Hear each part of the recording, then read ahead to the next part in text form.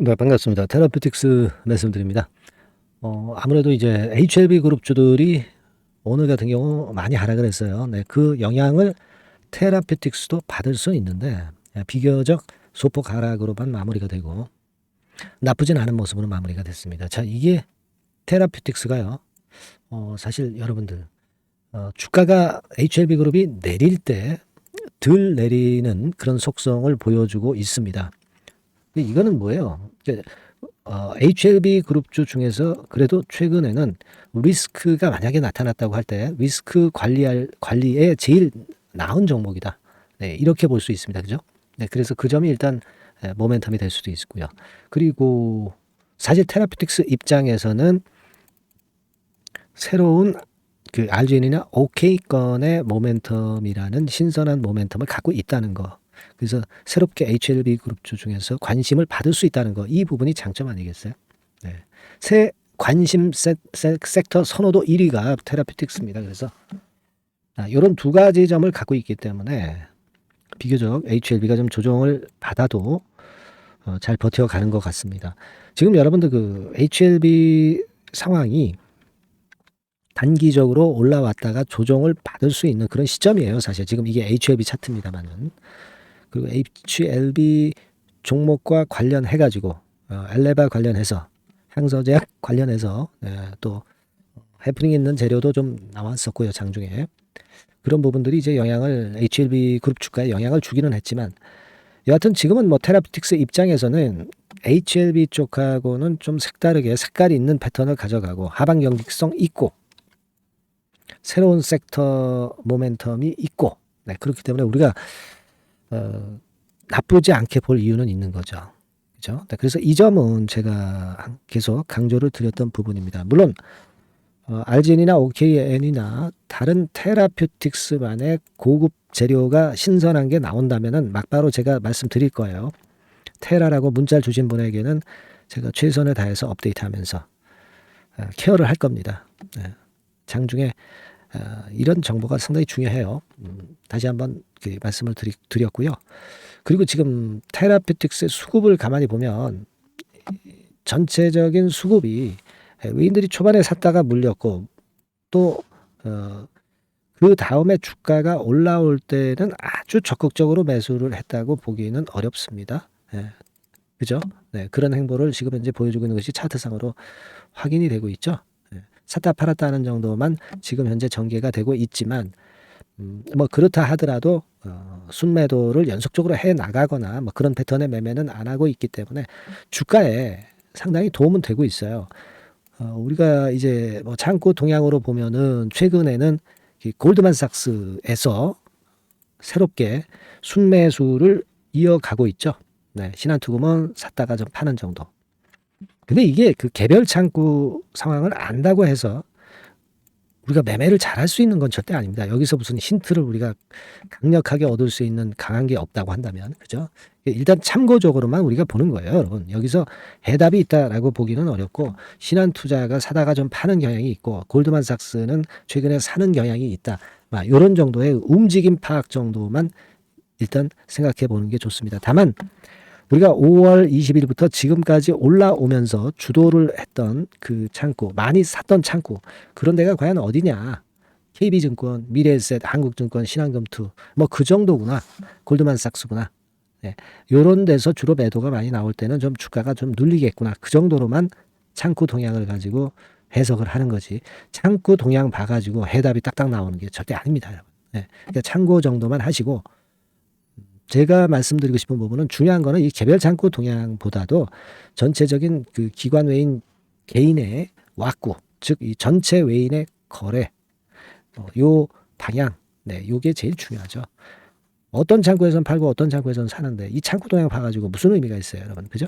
네, 그렇게 보고 있습니다. 그래서 일단 뭐 창구 동향이 지금 현재 나쁘지는 않아요. 근데 이제 제가 말씀을 좀 드리고 싶은 부분은 여하튼 리보세라닙에 대한 그 관심은 아직도 그 진행 중이에요. 그죠? 근데 이제 5월 31일, 6월 1일 날 항서의 EIR하고 CRL이 어느 정도 윤곽이 나오게 되면은 뭐 좋은 쪽으로 갔으면 좋겠어요. 뭐 리보 쪽에 관심이 갈 수 있을 정도로 좋은 쪽이 가서 HLB 그룹이 좋으면 좋겠는데 혹시 약간 그 마이너스적인 그런 상황이 올 때는 테라퓨틱스 쪽으로 매기가 바로 들어오지는 않을 거예요. 그죠? 네, 같이 좀 눌리다가 나중에 이제 테라퓨틱스만의 재료가 있을 때 그때 이제 돌아설 겁니다. 그래서 제가 이전부터 계속 말씀을 드렸지만 이제 단계적인 전략을 꼭 펼쳐 나가는 게 좋겠다 이런 말씀을 드렸잖아요. 그래서 일부 비중을 좀 축소하는 것 정도는 괜찮다. 뭐 전체 물량을 팔기는 많이 물리신 분들 입장에서는 어렵지만 일부 비중은 우리가 축소를 해놓고 매매를 할 필요가 있다. 그리고 더 올라가면 나머지 물량 또 순차적으로 뭐 이런 정도 가격대에서 계속 그 한번 매도하고 또 저가 재매수 찬스 볼 수 있는 겁니다. 그러니까 이게요 이렇게 급락을 했으면 이렇게 바로 V자로 급반등이 절대 나오진 않습니다. 그죠? 특수한 경우 빼고는 이렇게 해서 가든가 막 이렇게 해서 가든가 막 그런 패턴이라고 그랬죠. 그러니까 일단 지금은 비중을 아직 줄이지 않으신 분들은 비중을 조금 줄여놓고 그 이후에 이런 파동이 되는가 또는 여기서 좀 더 가서 뭐 이런 패턴이 되는가 뭐 여러 가지로 우리가 그 다음 케이스를 보면서 어느 정도 여유 자금은 있어야 다음 상황에 맞는 그런 매매에 참여를 해서 적절한 그 매매를 해서 크게 잃지 않고 크게 먹을 수 있는 그런 매매를 할 수 있다라고 봅니다. 아시겠죠? 그러니까 지금은 비중은 좀 축소를 부분적으로 해놓고 그리고 그 다음에 주말에 EIR, CRL 결과 좀 보고 테라만의 재료가 있다면 바로 제가 말씀드리고 사인 보내고 뭐 이런 식으로 전개해 나갔으면 좋겠어요. 그래서 이런 부분들에 대한 실전 매매의 장중의 대응은 굉장히 중요하기 때문에 이 부분은 제가 사인을 바로바로 드릴 겁니다. 다만 이제 누구한테 제가 보내요? 테라라고 여러분들이 문자를 먼저 주셔야죠. 그죠? 네, 테라라고 문자 주셔서 제가 이 정도의 도움을 좀 드릴 수 있도록 여러분들이 문자를 먼저 주세요. 테라라고 문자를 주신 분에게는 제가 여하튼 최선을 다해서 보필하고 케어하겠습니다. 네, 그게 중요한 거라고 저는 봅니다. 네, 그렇게 말씀드릴게요. 자, 그리고 제가 대박주 말씀드린다고 그랬죠. 지금부터 말씀드릴 거니까 말씀 잘 듣고 대박 한번 내보세요. 네, 말씀 올리겠습니다. 네, 여러분 이번에 대박주는 새롭게 이제 드리는데요. 6월 달을 겨냥을 한 거다. 일단 그렇게 보시면 될 것 같습니다. 6월 달을 겨냥을 한다면은 몇 월에 매수하시는 게 최적기가 될 것 같아요, 여러분. 5월 달이죠. 네, 5월 달. 네, 5월 달입니다. 5월 달에 공략 최적기 종목을 제가 한번 선택을 해봤는데요. 여러 가지 그 섹터들이 많습니다만은 최근 시장 흐름 봐가지고서는 제약바이오 섹터가 그래도 제가 볼 때는 시세를 낼 개연성이 좀 있고 여기서 제가 말씀드리는 6월에 잭팟급 큰 재료가 나오는 그런 이슈의 대장주입니다, 여러분. 네, 대장주. 네, 주변주가 아니죠. 항상 여러분들 대박주 잡을 때는 대장주 잡아야지 뭐 가격이 싸다고 그리고 저가권이라고 그래서 대장주 아닌 거 잡아가지고는 재미가 없어요. 네, 그건 만고의 진리입니다. 이 주식시장에서 해당 이슈의 대장주를 제가 잡아봤고요. 네, 가격대는 15,000원에서 4만원 선 정도, 네, 그 정도 범위에 있습니다. 네, 그리고 외인 기관이 매집하고 있기 때문에 개인이 주체가 아니고 외인 기관이 매집하고 있기 때문에 역시 그 멀리 가고 큰 시세를 우리가 기대할 수 있다. 네, 저는 그렇게 봅니다. 네, 그리고 목표는 더블 가격이나 3더블 정도, 네, 이 정도로 목표 가격대를 생각하시면 될 것 같고요. 참고적으로 제가 주봉 차트를 한번 보여드리면 네, 이렇게 생겼습니다. 그러니까 지금 여러분 이제 보시다시피 바닥권에서 한 3바닥을 딱 찍고 막 그 이 고점을 뚫기 직전이죠. 뚫은 다음에 사도 되지만 그때는 이미 늦어버려요. 그죠? 네, 이런 가격선에서의 포인트는 상당히 좋다. 네, 저는 그렇게 보고 있고요. 주봉 차트 잠깐 보여드렸고 이 종목은 한 4가지 정도의 치료제 계통의 모멘텀이 아주 큰 종목입니다. 네, 그래서 요거 먼저 이제 요건과 관련한 치료제 건과 관련해서 보면 전 세계적으로 한 630만 명. 이 병에 걸린 사람을 말하는 겁니다. 국내에서는 10만 명 정도. 아직까지는 국내가 작기 때문에 이것이 커질 수 있는 확률은 굉장히 큽니다. 예, 커질 수 있는 확률은 굉장히 커요. 요것과 관련해서 이 병과 관련해서 임상 이상을 확보를 한 상태입니다. 네, 임상 이상이죠. 네, 그래서 요거는요 사실 그 알츠하이머 병이라고 있죠. 네, 요것에 이어서 두 번째로 흔한 퇴행성 신경질환입니다. 50세 미만에서는 거의 발병하지는 않아요. 네. 그 유병률은 연령과 직접적인 상관관계가 있습니다. 노령 인구 비율이 지금 엄청나게 증가하고 있는 현 시점에서 2017년 이 치료제 시장이요. 42억 달러에서 2022년도에는 57억 달러로 무려 15억 정도 달러로 말씀드리는 거예요. 네, 이렇게 증가할 정도입니다.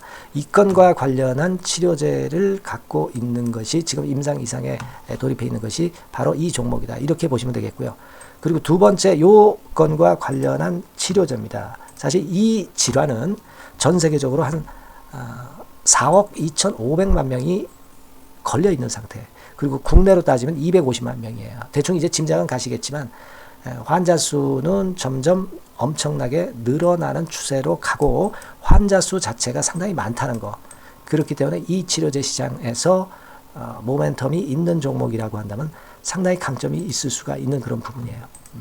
그래서 이 독점권을 주사침 관련해서 갖고 있어요. 네, 독점이라고 하면은 상당한 메리트가 있는 것으로 여러분들 보셔야 됩니다. 독점권, 독과점도 아니고 독점권이에요. 여러분, 네, 이 부분이 모멘텀이 상당히 강하다. 네, 이걸 좀 말씀을 드리고 싶고, 특허가 있는데 이게 2028년까지 특허로 보호받게 됩니다, 여러분. 이럴 정도로 이 시장권과 관련해서는 상당히 모멘텀이 있어요. 근데 여기서 주목할 것은 지금 현재 그 말씀을 드린 요거 있죠. 네, 이 질환에서요. 네, 여러분 여기 나와 있듯이 라이센스 아웃을 지금 현재 논의 중인 상태인데 잭팟급 이 재료가 상반기에 터질 가능성이 상당히 많고 6월 달에 그 재료와 함께 6월 달에 또 큰 이벤트가 또 하나 있어요. 이 두 가지가 강력한 모멘텀이 되는 겁니다, 여러분. 물론 큰 거는 이거죠. 네, 이 건의 치료제와 관련해서 라이센스 아웃 건이 크다고 봐야 되겠고, 두 번째로 또 중요한 것은 이벤트가 큰 게 하나 있어요. 글로벌 이벤트가 하나 있습니다. 이 재료도 아마 5월 달이나 6월 달, 늦어도 6월 달에는 이제 나오는 재료인데 5월 달에 벌써 그것이 모멘텀으로 작용하기 시작할 가능성이 많습니다. 아시겠죠? 그래서 그 부분이 모멘텀이 있다 이렇게 생각이 들고요. 그리고 지금 현재 그 실사 중으로 있기 때문에 품목 허가가 임박한 상태입니다. 아시겠죠? 네, 그래서 요 종목은 여러분들이 한번 이번에 전략적으로 좀 비중을 실어서 확실하게 좀 해보시는 게 좋을 것 같습니다. 네, 요거 물론 제가 매수 타점과 매도 타점 중간 AS 바로 나갈 거고요.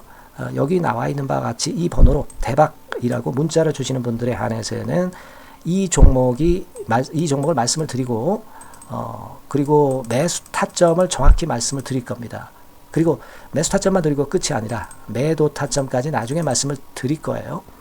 중간에 보유하고 있는 중간에는 당연히 이제 AS가 업데이트해서 계속 나갈 겁니다. 네, 여러분 아시겠죠? 네, 이 종목 더블이나 3더블 정도를 목표로 하고 있습니다. 여러분들 이 대박주 꼭 매매하셔서 대박 내시는 매매를 했으면 좋겠어요. 아시겠죠? 네, 대박이라고 꼭 문자 주셔서 이 좋은 기회 여러분 한번 쟁취하시기 바랍니다. 네, 감사합니다.